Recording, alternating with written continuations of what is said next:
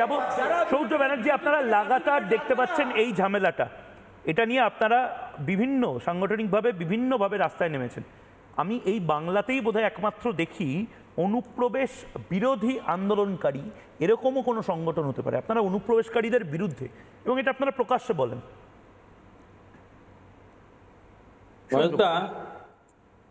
হ্যাঁ, গত 20 তারিখে আপনি জানেন রিপাবলিক বাংলা সহ প্রত্যেক টিভি চ্যানেলে দেখিয়েছিল যে প্রচুর অনুপ্রবেশকারী যারা বাংলার বিভিন্ন অঞ্চল থেকে পালিয়ে বাংলাদেশে চলে যাচ্ছে, তারা অবৈধ বাংলাদেশি যারা হাকিমপুর বর্ডার থেকে পালাচ্ছিল।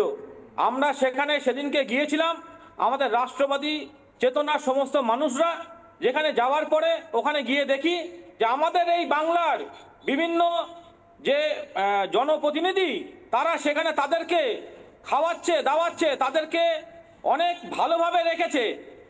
আমরা যখন তাদেরকে বলতে যাই যে অনুপ্রবেশকারীদের বিরুদ্ধে আমরা একটা স্লোগান দিতে যাই, ভারত মাতা জয় বলতে যাই, তখন সেই ওখানকার যারা অনুপ্রবেশকারীদের ভাই আমাদেরকে আক্রমণ করে, আমাদেরকে ধরে মারধর করে, মেয়েদেরকে মারধর করা হয়। কেন আমাদেরকে মারধর করা হলো? আমরা তো অনুপ্রবেশকারীদেরকে চলে যাওয়ার জন্য ওখানে একটা দাবি তুলেছিলাম। এটা সত্যি একটা প্রবলেম, এই বাংলাদেশিরা কি সত্যি বসিরহাটের ওইখানে একটা প্রবলেম ভাগ বসাচ্ছে? সূর্যবাবু, বসিরহাটের ওই এলাকায় ভাই গোটা উত্তর 24 পরগনা, আমি যদি যশোর রোড ধরে টানা দুপাশের জমি জমা দেখি, সত্যিই কি বাংলাদেশি রোহিঙ্গারা বিভিন্ন জমি জমা নিয়ে নিয়েছে? মানে ভারতীয় মুসলিমরাও তো এটা কথা বলছে দাদা, প্রচুর পরিমাণে নিয়েছে। এখানকার যে বর্ডার সংলগ্ন এলাকা, এখানকার ঘোজাডাঙ্গা বর্ডার, ইটিন্ডা পানিতর পঞ্চায়েত, এখানকার গাছা আকারপুর পঞ্চায়েত, সংগ্রামপুর শিবাটি পঞ্চায়েত, এই সমস্ত পঞ্চায়েত প্রত্যেকটা জায়গায় অবৈধ অনুপ্রবেশকারী ভরে রয়েছে। এবং যখন এই এসআইআর চালু হয়েছে, তারা জমি জমা ছেড়ে বাড়ি ঘর তালা মেরে তারা পালিয়ে পর্যন্ত যাচ্ছে। আপনাদের প্রতিনিধি সহ বিভিন্ন অঞ্চলে অশোক কীর্তনিয়া এখানেই রয়েছেন, দেখতে পাচ্ছি। আমি বলছি অশোক কীর্তনিয়া এখানেই তো রয়েছেন।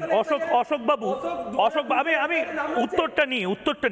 অশোক কীর্তনিয়া তো এখানেই রয়েছেন। অশোক কীর্তনিয়া, বারবার এই অভিযোগগুলো আপনার বিরুদ্ধে বা বিজেপি বিধায়কদের বিরুদ্ধে করা হয়েছে যে আপনাদের নিজেদেরই নাকি কাগজপত্র নেই, যদিও আমরা জানি যে সিএ যদি কাগজ নাও থাকে সিএ আছে।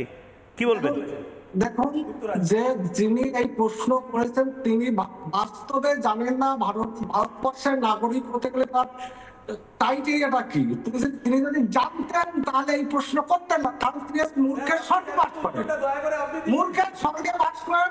নাগরিকত্ব কি? উদ্বাস্তু পরিবারের সন্তান আমরা গর্ববোধ করি এবং উদ্বাস্তু পরিবারের সন্তান।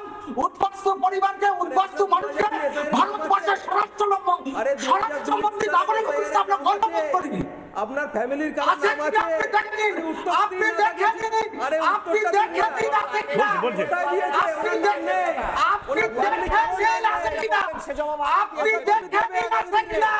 নানা ধরনের কন্টেন্ট দেখার জন্য লাইক করুন, শেয়ার করুন আমাদের ফেসবুক পেজ, সাবস্ক্রাইব করুন আমাদের ইউটিউব চ্যানেল।